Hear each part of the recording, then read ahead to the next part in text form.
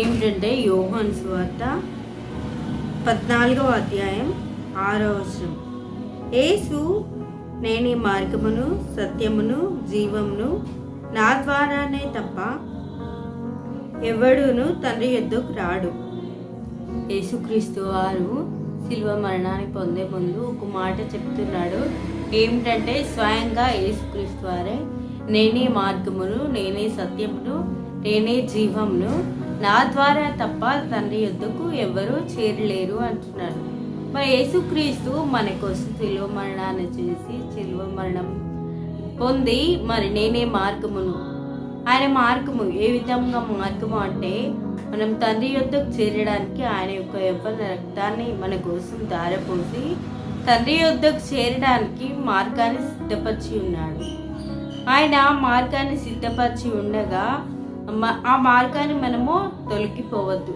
ఎందుకంటే త్రోవలో ఉన్నాడు సాతాను, వాడు అబద్ధికుడు, మోసగాడు అని వాక్యం ద్వారా సెలవిస్తున్నాడు. మరి యేసుక్రీస్తు వారి కొరకు తన రక్తాన్ని కార్చి మార్గంను సిద్ధపరిచాడు.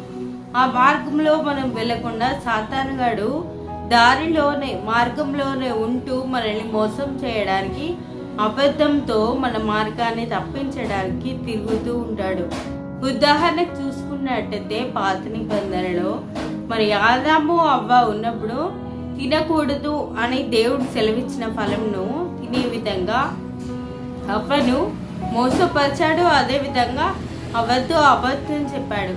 అబద్ధం చెప్పి ఆదాము తినేటట్టు, అవ్వ తినేటట్టు, వారికి శాపాన్ని దేవుడు ఇచ్చేటట్టు మార్గాన్ని తొలగించాడు, ఆదామును అవ్వను. మన మార్గాన్ని యేసు ప్రభు ఇచ్చిన ఆ మార్గాన్ని తొలగించే విధంగా సాతాను అబద్ధం ఆడించాడు, మోసపరిచాడు. మరి మనం కూడా మనల్ని కూడా మోసం చేయడానికి, అబద్ధం ఆడించడానికి సాతానుగాడు ఎప్పుడు మన దగ్గరనే ఉన్నాడు. మరి ఏ విధంగా మనము మార్గం తొలగిపోకూడదు అనగా సత్యాన్ని మనం గ్రహిస్తూ ఉండాలి. మరి యేసుక్రీస్తు తన శిలువ ద్వారా మనకు సత్యాన్ని అనుగ్రహించాడు, మార్గాన్ని అనుగ్రహించాడు. కానీ మనము ఎప్పుడు సత్యం దగ్గరే ఉన్నప్పుడు మార్గాన్ని తొలగిపోము. సత్యం అనగా ఆయన వాక్యం సత్యము కీర్తనల గ్రంథంలో ఉంటుంది. కీర్తనల గ్రంథం 119వ అధ్యాయంలో ఉంటుంది. వాక్యం సత్యము, వాక్య సారాంశం సత్యము. మనం ఎల్లప్పుడు అంటే ప్రతి దినము కూడా వాక్యం దగ్గర మన యొక్క జీవితము వాక్యము చదవడమే కాకుండా వాక్య ప్రకారం జీవించడం, వాక్యంని వినడం ఉంటే మన లోపల ప్రతి దినము ఆ విధంగా వాక్య ధ్యానం ఉంటే సత్యం నుండి ఎంత మాత్రమో తొలగిపోవు. మరి జీవం ఏ విధంగా వస్తుందంటే క్రీస్తు పరిశుద్ధ ఆత్మ దేవుడు ఎప్పుడూ కూడా మన లోపల ఉంటే, మన లోపల నివసిస్తే, జీవిస్తే జీవం మన లోపల ఉంటుంది.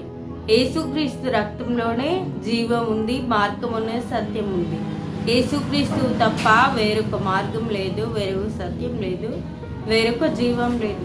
ఆయన వాక్యాన్ని అనుసరిస్తూ ఆయన మాటల్ని వింటూ ఆయన లోపల జీవిస్తేనే తప్ప మనకు మార్గము, సత్యము, జీవము లేదు. యేసుక్రీస్తు తన రక్తాన్ని చిందించి మన కోసం మార్గాన్ని సిద్ధపరిచాడు, సత్యాన్ని సిద్ధపరిచాడు, జీవాన్ని సిద్ధపరిచాడు. దాన్ని పొందుకోవడమే మన లేటు. మరి పాత నిబంధనలోనైతే ఆదాము అవ్వ సాతాను మాట విని మోసపోయి మార్గాన్ని, సత్యాన్ని, జీవాన్ని తప్పి శాపాన్ని పొందుకున్నారు. వాక్యాన్ని వింటున్న మన లోపల కూడా మరి ఆదాము అవ్వలాంటి జీవితం మనం అక్కడ జీవించకుండా దేవుని మాట విని సత్యాన్ని, జీవాన్ని, మార్గము, సత్యము, జీవంలో అనుసరించి ఉండాలని, తండ్రి యొద్దకు చేరాలని ఈ వాక్యం ద్వారా పరిశుద్ధాత్మ దేవుడు మనల్ని సిద్ధపరిచున్నాడు. దేవుని స్తోత్రం కలుగాక ఈ మాటలు దేవుడు దీవించాడు.